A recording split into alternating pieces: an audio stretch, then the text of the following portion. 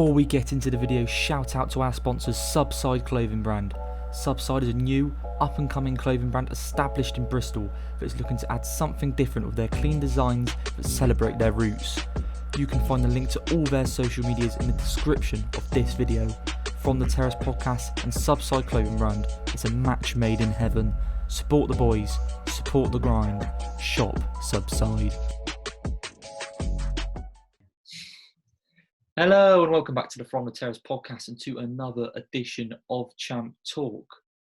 Regan, we've got new settings. I mean, I know we can't see them now, but that we do have new settings. Oh, look how sparkly and clean it looks. So this week, Regan, obviously talking about the midweek games that have happened, and the big talking point. There's been a lot of managerial talk for various teams across the Championship, as teams are starting to come into that run-in and realise they might need to switch it up. One team who has switched it up after their 2-0 defeat at home to Reading is Bristol City. Regan, Dean Holden has been sacked, the City manager. We said in the latest episode that Steve Lansdowne, the owner, with his interview, it looked like it was probably just around the corner anyway. It was just around the corner. That lost, the goals they conceded to Reading were terrible, weren't they? They were just so much time in the area. But ultimately, Dean Holden has lost his job. Before we get on to who's going to replace him, sort of sum up your thoughts on Holden's time in charge at City. How do you think he did? I don't think he did as bad as what I thought he'd be to start off with. I thought he'd come in and be pretty poor, to be honest. And they started off really well. But this decision has obviously been brewing in the club's mind for ages, because he didn't even make it to the post-match press conference at the end of the game before they decided enough's enough, which is basically, I kind of feel sorry for him, because obviously they had it going into the game that if they didn't get a result, he'd be sacked. And what's the difference between full-time whistle and post-match press conference? Like 5 minutes? He's obviously been told in the tunnel straight away you need to pack your things and go. Can I say it's a surprise? No. I mean, like you said, we talked about it. We talked about it at the last episode. Compare the team of Bristol City now to the team we saw at the beginning of the season, where they were top of the table or somewhere around their playoffs, etc., to where they are now. There's literally no similarities at all. They're not scoring as freely as they would. Their defending is absolutely horrible. I mean, defending has been an issue for a while, and you can sort of blame injuries for that, but yeah, it's a deserved sacking, and for the where they should be, I don't think he's done a very good job. No, you mentioned injuries there, and he's obviously been let down by that. There's been talk about the club's physio department and how poor it's been. A couple of players publicly outed how they feel it's not been functioning how it should be. But they have a very big squad at Bristol City, and he still had the players at his disposal to be doing better than he is. The recent run of form is obviously not good enough. They are now in the bottom half of the table for a team that was expected to be around the playoffs and was for the majority. Sliding down the league, I think it's something between 7 and 8 away league losses in a row. You can't be putting form like that together, especially when you're not very good at home either. So, yeah, it was probably a decision that was ultimately coming. Bristol City fans seem relatively disappointed, not with the decision to sack him. They even my mates who are the biggest Holden backers knew it was time for him to go. But Dean Holden was someone who connected with the fans quite well. Had been at the club for a while, and I think everyone wanted him to do well. But he was sort of harsh. He was sort of given a poison chalice, wasn't he? In terms of he wasn't really. Everyone knew it was a year in which there wasn't going to be too much investment in the squad, which there wasn't. And it was a year to he was only given a 12-month contract. Is that getting off on the wrong foot straight away? You're not putting complete trust in someone when you're only giving them 12 months. It felt like it was a tough job for Dean Holden, and he was always struggling to stay afloat.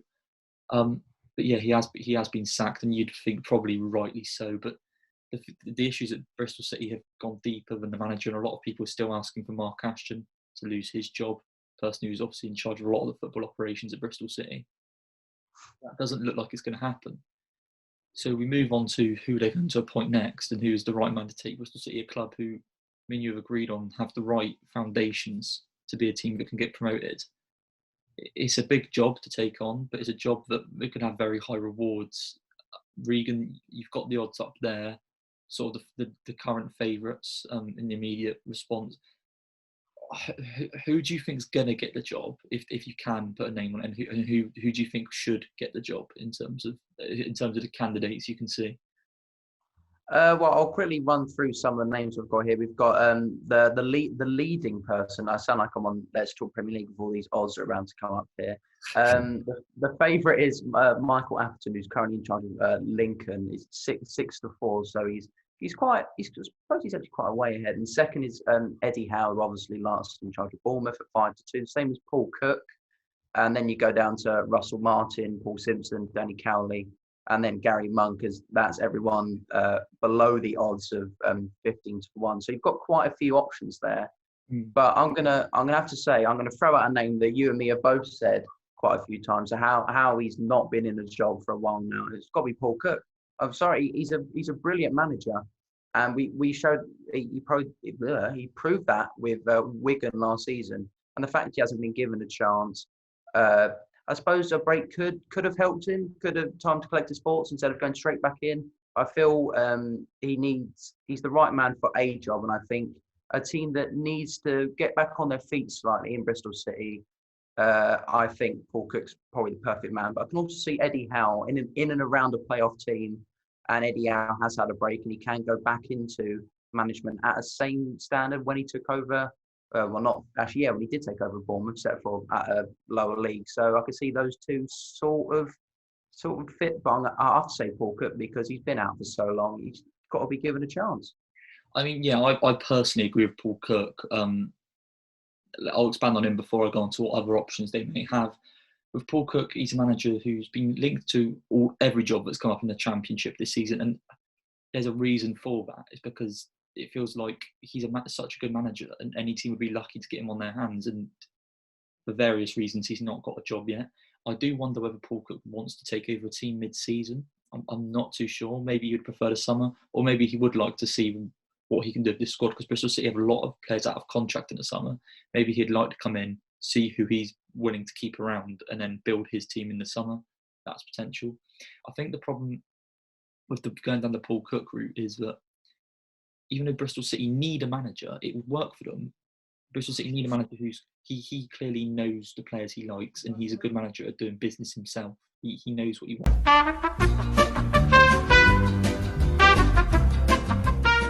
Yeah, as I was saying, with Mark Ashton, I feel like he's someone who doesn't really want to delegate responsibility. He's one who wants to take it on himself.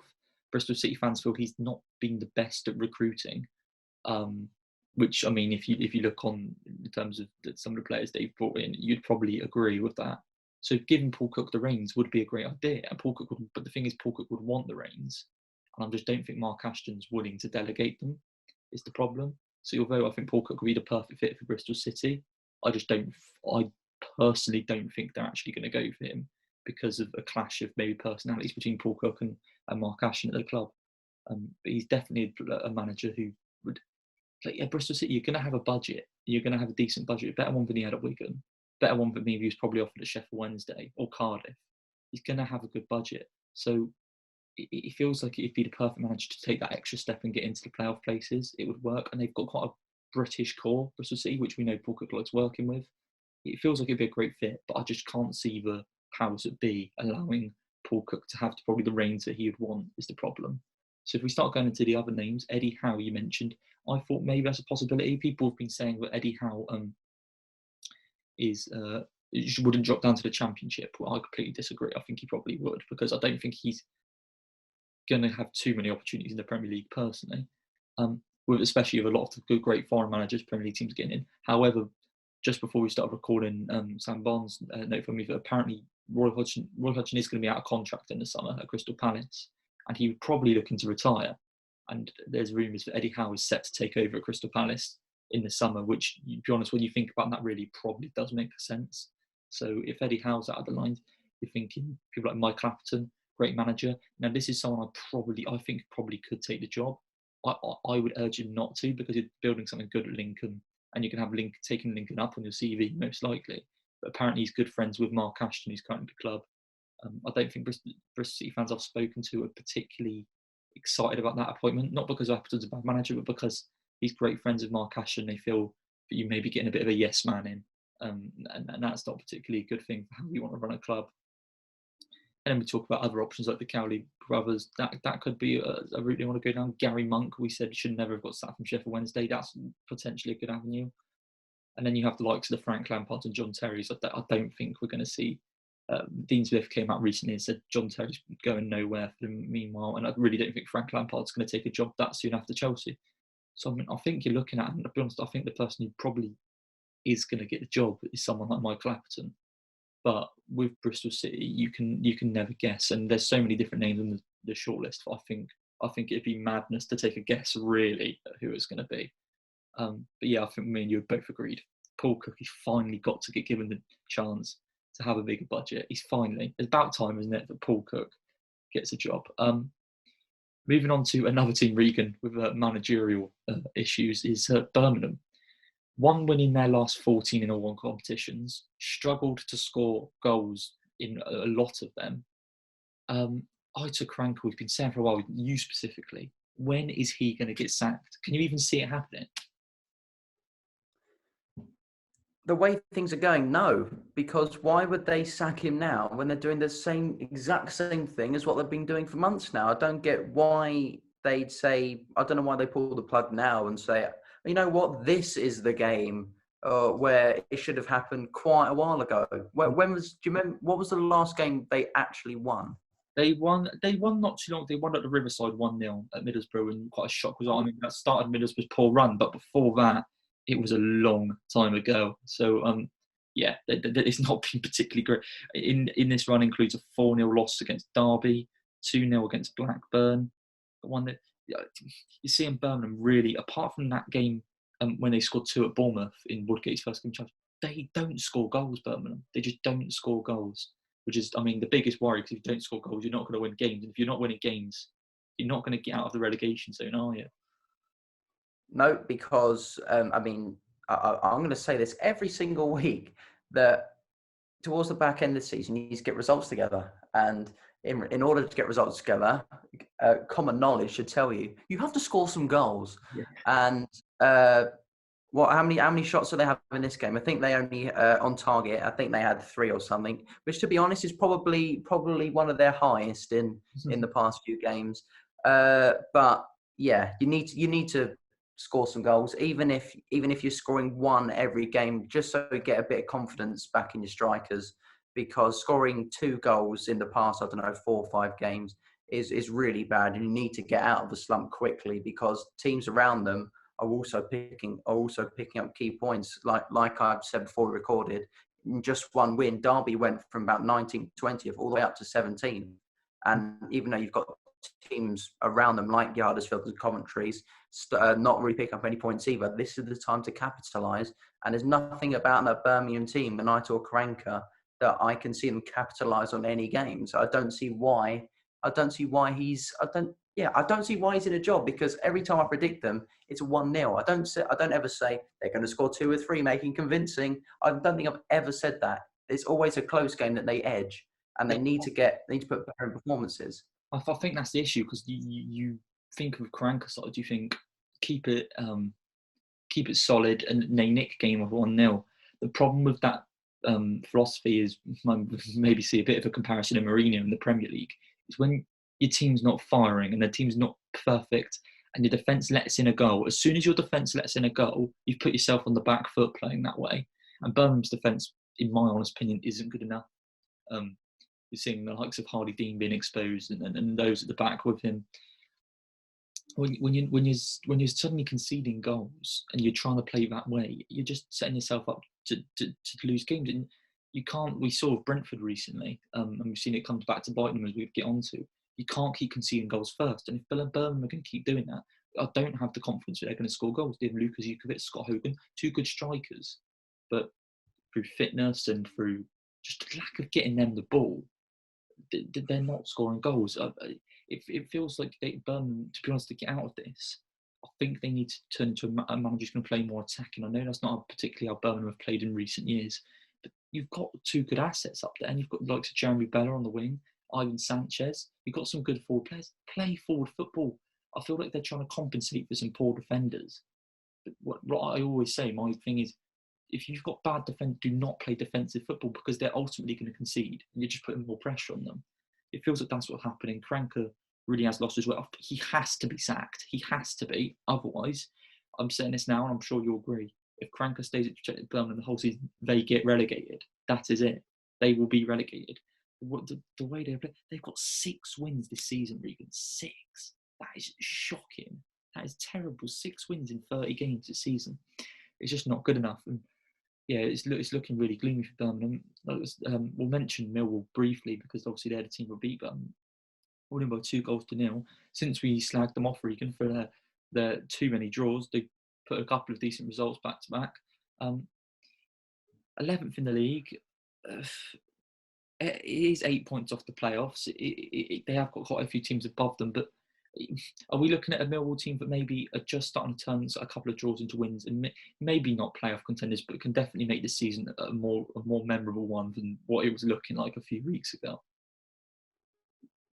Yeah, absolutely, definitely. Because about a month ago, I said that Gary Rowett might be the next manager to be sacked. I mean, he kept getting losses, and then they went back to, okay, we're just going to not let you shoot. Really, we're just going to have all 11 men behind the ball. And they had a few 0-0s, but now they're starting to score a few goals. They scored 4 by Sheffield Wednesday, and then they're scoring 2 a game, 1 a game, 3 a game, and yeah. Can I see them make the playoffs with the teams around them? Probably not, no. But I'd say Millwall fans would probably take finishing around the top half, because even a few weeks ago, I would have ruled them out immediately out of top half. So I'd take it at the moment. Yeah, I'd probably agree. I think Millwall. There's a reason I predicted them top in the playoffs at the beginning of the season. I think they've got a good core of a side. Jed Wallace, great player. Maybe they've lacked the goals, and I did think the thing that would push them into the playoffs this season, that they had a great team, but they just didn't have the goal scorer. I thought Troy Parrott was going to be that. Clearly not being. He's now on loan at Ipswich. He clearly wasn't that. But they're doing better now, and Gary Rowett, we said, is a good manager at this level. So I think they probably will finish top half now. And the final game, Regan, I said Brentford, they win West London derbies, especially against QPR, but it didn't. They lost 2-1. The game started with Brentford controlling the whole first half, 1-0 up. QPR didn't really lay a finger on Brentford. And then we saw that weak Brentford defence that has been recently, the likes of Christian Norgren and Pontus Jansson, not there to see them through. Winston Reid had his first start, and I thought actually played quite well, but they still crumbled, Regan. 2 really poor goals they gave away. In QPR, that's, I believe 5 wins in 6 now, maybe 6 and 7, I believe. And since Charlie Austin's arrival, he's got them out of relegation danger. You'd probably say they're not going to go down now. But Brentford, is this the start of a capitulation, or do you think maybe these 2 games are the blip that a lot of teams at the top have, and they're probably going to come back now even stronger? What are you sort of thinking on Brentford? It's hard to call for a team like Brentford, and for any team really that goes on as such an amazing run. It's similar to what who was it? It was kind of similar to what Nottingham Forest did last season, where they were on an amazing run, and then obviously they had we had the COVID stoppage, and they came out, and then since then they were absolutely terrible. They nowhere near the team that they looked like before the break, and I could potentially see that with Brentford. I mean, they've been on an amazing run, and maybe they're just starting to tire a bit. Maybe that first loss to Barnsley is kind of a bit of a kick in the teeth for them. And I'm not. It's hard to call. I could see them, because we've seen many times this season Brentford can literally go against anything everyone's ever said, and they'll play brilliantly and go on another 10-game winning streak maybe, and still win the league. But alternatively, it could go the exact same way, where the players are completely lost their heads and will for a while, and they'll just continue to lose their next few games. It could really go either way. But with the quality that Brentford have, I expect them to. It'll just be a blip, because every team goes through it, and Brentford haven't had one yet this season. No, Brentford haven't had. Although starting slowly, you wouldn't have particularly called it a blip because of how early in the season it was. You'd say this is Brentford's blip now. I guess that question will be answered on Saturday when they play Coventry. If they win that, you're thinking Brentford put a few more wins back to back, and you're not worried anymore. Teams are going to have blips. If they lose that, though, and they lose 3 in a row, you can't help but think that maybe that Barnsley. Although teams are aiming for you when you're on an unbeaten run, it is easier to win because you've just got so much confidence and it just feels like everything's going right. As soon as something goes against you, it's about how you respond. And Brentford have responded poorly so far. If they beat Coventry, maybe they go on another run. I think we have highlighted the concern for Brentford, although the top goal scorers in the division this season conceded 32 goals. It's 8 more than Norwich. It's more than double what Swansea have conceded. It's a lot more than Watford. The only team in the top 6 who's conceded more is Reading. Brentford were clearly suffering without Pontus Jansson and Norgard, but you can't make these excuses. They have Winston Reid now, and hopefully Winston Reid can be that leader that brings the defence back together for Brentford. I can't. I'll be honest. I don't know how it's going to go. I'm really frustrated because it feels like once again Brentford. It felt like last season when Brentford were chasing. They put that ridiculous run together, as we mentioned in the post-COVID stretch. And as soon as it was in their hands, bottled it. It's happened again this season. They've chased Swansea Norwich, got to the top of the league, bottled it again. We're going to have to see how they react now. That's the worrying sign for Brentford fans, but I think can't overreact yet. There's still 16 games left of the season, and you're in the top 2. And no Swansea have games up. You're in the top 2. You can't overreact. I guess we're going to see and have our questions answered in the next few weeks as Brentford have a few easier games before they play Norwich at Carrow Road in the start of March. Regan, that's the review section over. Now into predictions. And I believe I had another positive week. Back to back. Is this the first back-to-back positive weeks for me? No, not at all. Well, just as in probably since like the first 2 weeks. To be fair, yeah. But for a long time it is. And to be fair, we both did all right. There was obviously a full fixture list for a change. I think that's the first time in a long time we've had every single game being played. Yeah. And if I quickly count up here, 1, 2, 3, 4, 5. I got 7 and you got 8. So out of 12, 8 out of 12, and 7 out of 12. I'd say that even though I did lose, I'm still taking small wins here. Yeah, just get over 10%. You were beating me in previous weeks, but you weren't actually getting that many right. It's just that I was so poor. But yeah, it was probably one of our better weeks for a while, wasn't it? It is. I'll just quickly remind everyone of how you won. The ones we got different. I can't believe I literally messaged you when the recording finished. The fact I said Bristol City to beat Reading is one of the stupidest decisions I think I've ever made. Why would I say that?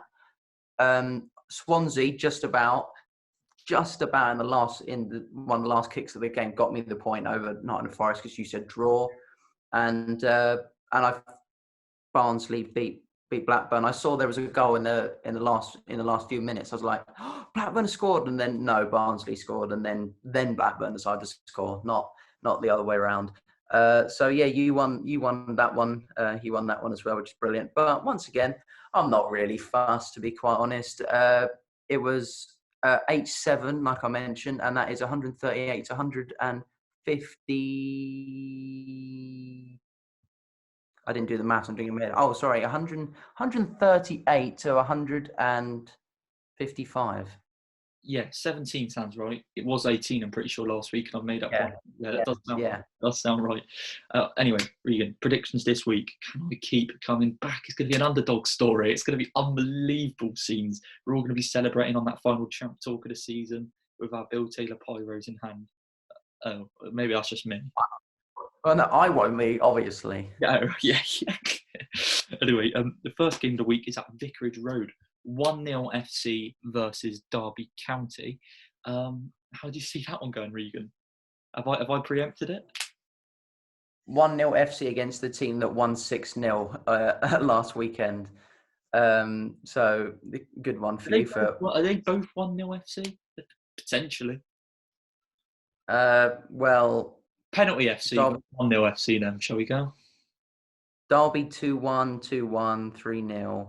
Watford 1-0, 6-0, 0-0, 2-1. So I think you're wrong on both fronts, really. Okay, so But let's call it Watford versus Derby at Vicarage Road. yeah, that's the one. Yeah. Two teams that both won their last two games, albeit one beat Wickham and one beat Bristol City, so neither really impressive. But Watford are the better team on paper. It's not a controversial thing to say, you do really. Yeah. The Watford. No. 0-0 draw. I love that logic because I'm going for a draw as well. Friday night football, the lights of the Sky cameras beaming down on Vicarage 0-0. Probably. Yep. Probably. I mean, it's a team that could nick it 1-0 either way. So by that, I can't call. So we're going to go with your common knowledge. On the Saturday, the early kickoff on Sky Sports, an absolute cracker from St Andrews. Coventry versus Brentford. Can Brentford get back to winning ways, Regan? Coventry in some awful form. Brentford probably, I know Coventry, we rate them as an all right side. They probably couldn't have had an easier game to get back to winning ways in terms of the form. So if they don't win this one, you are concerned as a Brentford fan. What we saying? I kind of feel sorry for Coventry. I mean, the past 4 games they've had Nottingham Forest, Watford, Cardiff, Norwich, and now they've got you. So if they got after Brentford as well. No, I feel like it's Swansea. It's Swansea. I hope so. Swansea, yeah. So yeah, but bad. I mean, tough luck for Coventry, and even though Brentford are in a bad run, Coventry just aren't really firing against any team, let alone better teams than them. So I expect Brentford to be back on track. Probably a 2-1 because Coventry probably will score, but Ivan Toney's on the pitch and he's against a kind of shaky defence. So I'm going to say Brentford are going to win. I'm going to back Brentford as well. Let's just hope. That's what I'm going to say. Bristol City, Barnsley at Ashton Gate. It will probably be managerless Bristol City. You would have thought one of the assistants will be taking charge. Against a Barnsley team that is on fire even. Are Bristol City going to see a reaction? It's very possible because it's impossible to call how a team plays under a new system, even if it's just a few days after another system's gone out the window. Bring another one in, they could play completely differently. And I am a bit concerned that maybe Barnsley have just tired themselves out after 3 very, very impressive games against Chelsea, Brentford, and Blackburn. But I think it's quite silly for me to go against the form at the moment. And Barnsley just look pretty good at the moment. I think they'll continue to make a bit of a playoff charge. So I'm going to say Barnsley. Yeah. So you did lag a bit there, but it was hilarious. I'm sure the viewers. Yeah, they enjoy. Yeah. We'll go for Barnsley as well. I don't think you're going to see too much of a reaction until you actually get the new manager through the door at Bristol City. And it's not. We have worried about Barnsley's inconsistency this season. This would be the perfect time as soon as we start hyping them up for them to lose a game. But it just feels like that Bristol City defence is all over the place at the moment. Barnsley's high press just seems like a recipe for disaster. So I'm going to back Barnsley at Ashton Gate as well. The next one, Regan Cardiff versus Preston. You're going to a big mix. Guys going to keep on winning. Yeah, definitely. I've got nothing else to say. They're undefeated in 6 games, and I expect them to make it 5 wins in a row. So Cardiff. Preston do throw up the occasional away upset. We've known that they've ruined our predictions plenty of times. But I can't see Cardiff losing at the moment. They're looking convincing. So unfortunately, we're going to have to agree for the 4th time already this show. I'm going to go for Cardiff as well. Huddersfield, Swansea, Regan. Now Swansea, I was so nearly right on the prediction in midweek to have them as a draw, but they won it late on. That is the sign of the teams going up. Who do you think is going to win that one? Huddersfield or Swansea? Is it a ridiculous question, really?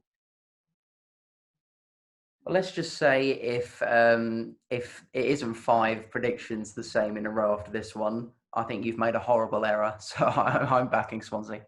I'm afraid it is. I'm backing Swansea as well. What can we say? Huddersfield, poor form. Swansea just they're not conceding goals. You can't lose, so they have to win. Millwall versus Wickham at the Den, Regan. Oof. Millwall. I Oh, don't know what that. I don't know what that oof was for. how many are we going to have the same? Right, we're both going Millwall. Obvious reasons. Although that draw record, Regan, you could get a 0-0 there. You could. Although Wycombe's defence doesn't look like 0-0, so we'll go for a Millwall win that, both us. Oh, another game. This is ridiculous. Norwich Rotherham. No, Norwich. Yeah, Norwich. If Buendia and Pukki playing on fire, when Buendia and Pukki are playing on fire, Norwich win games. Rotherham are a team who have caused a few upsets this season. Only lost 1-0 at Bournemouth, obviously. But it's just Norwich with Buendia and Pukki. If they're going to win the game, you can't say anything past it. Now, Nottingham Forest, Blackburn. Could we have our first prediction, but we don't agree on this week? Nottingham Forest, Blackburn at the City Ground, Regan. Blackburn off the back of 3 losses in a row.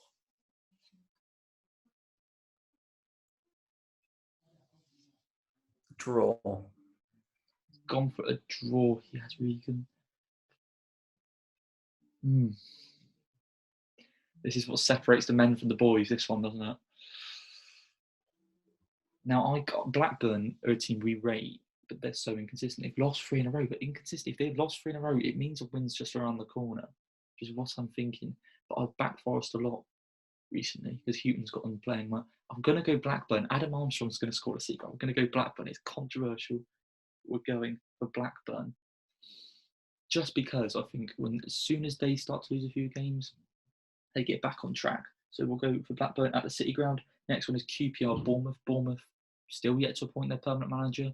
We're not hearing anything really, apart from Thierry Henry is apparently the new favourite, but it doesn't look close to appointment yet.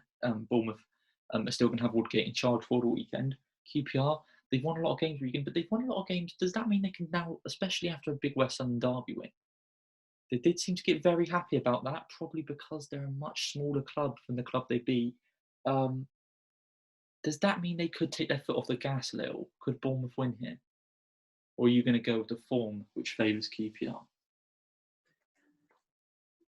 Well, let's just say one of those two teams, West London Derby's played in the Premier League and the other one hasn't. So I'll let you decide which one is bigger and which one is smaller. Moving on. And by the way, a former West London player who plays on the best side of West London got man of the match stat. Shout out to Stefan Johansson, my guy. But here we go. This is my controversial one of the week, and I mean you can guess where I'm going with this one if it's controversial. I think Queen's Park Rangers are going to beat Bournemouth. I don't. I think Bournemouth are going to win because QPR. Like I said, I think they're going to take their foot off the gas. They've won a lot of games in a row, and it may seem ridiculous, but I don't think they have anything to aim for now. They've beaten Brentford. They've put a bit of distance between themselves and the relegation zone. What is that? I know there's a good feeling, and that winning it seems a bit ridiculous. But that first half against Brentford was far from impressive. If Brentford had been a lot more clinical, they could have been out of sight. QPR were very off the pace. I think Bournemouth, they play against them, the likes of Solanke, the likes of David Brooks, Dan Juma. Bournemouth will put them to the sword, and I think Bournemouth are going to win that game. Reading Middlesbrough at the Medeski. Middlesbrough just clinging on to those playoff hopes still, beating Huddersfield. Reading winning 2-0 at Bristol City relatively comfortably. Is it a tough one to call, Regan? Hang on a minute. Wow, that was almost completely identical, those two. Reading have won Reading and Middlesbrough both won their games, then they lost 2, and then they drew 1, which is quite strange. So this one is once again it's just a flip of the coin, if you will. I'm going to say Reading because a win against Bristol City is much more impressive than just scraping a win against Huddersfield. So I'm going to say Reading. I think I'm going to go Reading as well, just because, I mean, Middlesbrough let us down when we think they've got a chance. They really do. And Reading have got some great goal power, and they looked like a very, very short performance against Bristol City midweek, whereas Middlesbrough hobbled over the line against Huddersfield, you could say. So I'm going to go for... Did Middlesbrough did beat them, didn't they? Well, Huddersfield, yeah. Yeah, sorry. just had a little flash in my head. Maybe they did. Yeah, they won 2-1. Yeah, I'm going to go for Reading to beat Middlesbrough. At the Medeski, penultimate game, Regan, Sheffield Wednesday versus Birmingham at Hillsborough. Apologies for that noise. Yeah, Sheffield Wednesday, Birmingham at Hillsborough. 2 teams in the relegation zone. Massive, massive game. Can't help but think, is this the one that kills Aitor Karanka off?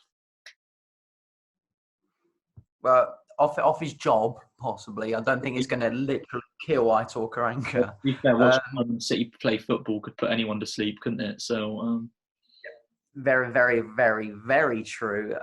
Just because Sheffield Wednesday seem to play very well against teams down there, case in point Wickham, I'm going to say Sheffield Wednesday. I totally agree. Regan's put it that way, and I completely agree with him. Sheffield Wednesday to beat Birmingham. You can't back Birmingham City at the moment. Like I said, 1 win in 14. Can't see another win coming anytime soon. And finally, the Nathan Jones derby, Stoke versus Luton. This one is kind of hard to call because Luton are kind of in a bit of a slump. They've only won one of their last 6 or 7. That was against Birmingham, whereas Stoke haven't really been. I mean, it was funny the fact that you said that I can't see Stoke pick up any points, and then they go and pick up 3 against Sheffield Wednesday. So, haha, look at you. I can't really call this one. I think it's just 2 very rigid teams going at each other. So I'm going to have to say common knowledge is going to strike. So I'm going to say a draw. A draw. I'm going to back Stoke because Luton's poor away record and their poor recent form. Stoke did finally get a win. They win a game. I mean, which hasn't been something they've done much of recently. Maybe they'll get another. I don't know. It's more because of Luton's poor form. I mean, Stoke haven't been particularly amazing, but Luton's recent poor form. But I'm going with Stoke. Just fancy Stoke on that one. So that is our predictions over for this week, and that means that is this edition of Champ Talk over. We hope you enjoyed our new glamorous settings that Regan hasn't seen yet, but I have. And it's like we're in it feels like we're in the Sky Sports News studios with my Photoshop skills. Anyway, yeah, that is this edition of Champ Talk over. Remember, if you did enjoy the video, give us a like, subscribe to the From the Terrace Podcast YouTube channel, leave us a rating on iTunes, follow us on Spotify, and we'll see you in the next Champ Talk.